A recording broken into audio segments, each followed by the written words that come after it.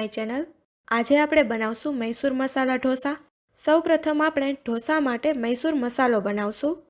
આપણે 2 ટેબલસ્પૂન ચણાની દાળ લેશું। એક જાડા તળિયાવાળું વાસણ લઈ તેમાં ચણાની દાળ ધીમી આંચ પર શેકી લેશું। ચણાની દાળ શેકવા માટે તેલ કે બીજું કશું લેવાની જરૂર નથી। તેને 4 થી 5 મિનિટ માટે ધીમા તાપે સતત હલાવતા રહેશું।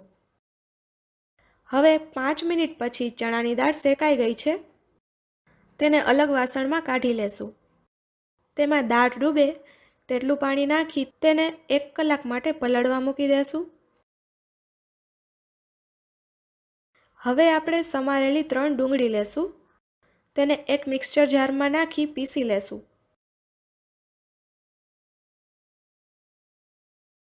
ડુંગળી પીસાઈ ગઈ છે। તેને એક અલગ વાસણમાં કાઢી લેશું। હવે 5 મીડિયમ સાઇઝના ટમેટાની છાલ ઉતારી સમારીને લીધા છે। તેને પણ આપણે પીસી લેશું। ટમેટાની પ્યુરી બની ગઈ છે। હવે આપણે જે 1 કલાક પહેલાં ચણાની દાળ પલાળી હતી તે હવે પલળી ગઈ છે। તેમાંથી પાણી નિતારી તેને પણ પીસી લેશું। ચણાની દાળની પેસ્ટ બની ગઈ છે। હવે આપણે ઢોસાનો મૈસૂર મસાલો તૈયાર કરી લેશું। તેના માટે એક જાડા તળિયાવાળું વાસણ લઈ તેમાં 2 ટેબલસ્પૂન તેલ નાખશું। ત્યારબાદ તેમાં 2 સૂકા લાલ મરચાં અને 5 થી 7 મીઠા લીમડાના પાન ઉમેરી દેશું। પછી 1 ટીસ્પૂન અડદની દાળ એડ કરશું। દાળ ગોલ્ડન બ્રાઉન થાય એટલે તેમાં 3 ટેબલસ્પૂન આદુ, મરચાં અને લસણની પેસ્ટ નાખી દેશું। તેને 3 થી 4 મિનિટ માટે સાતળી લેશું।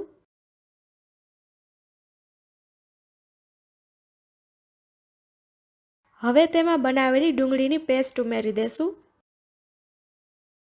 તેને 5 થી 7 મિનિટ માટે મીડિયમ ફ્લેમ પર સતળાવા દેશું।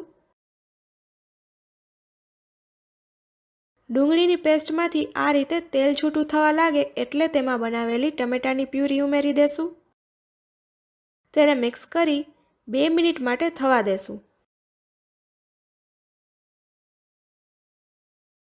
હવે તેમાં સ્વાદ અનુસાર મીઠું, 1 થી 1.5 ટેબલસ્પૂન લાલ મરચું, 2 ટેબલસ્પૂન સંભાર મસાલો અને 2 ટીસ્પૂન ધાણા જીરું એડ કરી દેશું।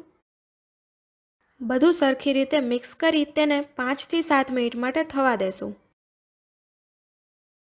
હવે 5 મિનિટ પછી તેમાં 2 મીડિયમ સાઇઝના બટેટા મેશ કરીને નાખી દેશું। તેને આ પ્રમાણે સરખી રીતે મિક્સ કરી લેશું।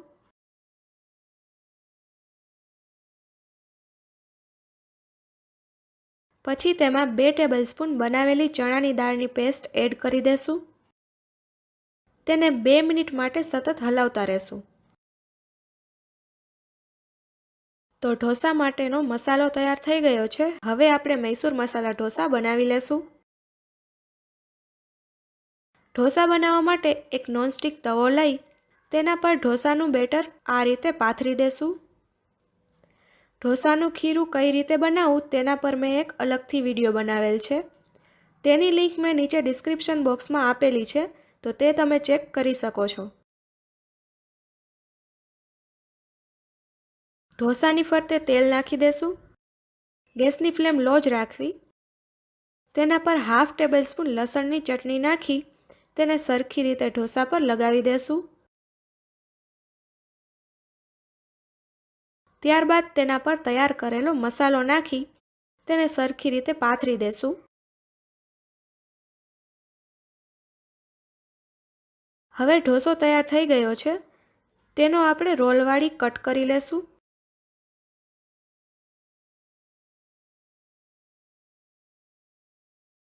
તો તૈયાર છે મૈસૂર મસાલા ઢોસા। તેને આપણે નારિયેળની ચટણી અને સંભાર સાથે સર્વ કરશું। નારિયેળની ચટણીની રેસિપી પર પણ મેં અલગથી વિડીયો બનાવેલ છે અને તેની લિંક પણ મેં ડિસ્ક્રિપ્શન બોક્સમાં આપેલી છે, તો તે પણ તમે ચેક કરી શકો છો।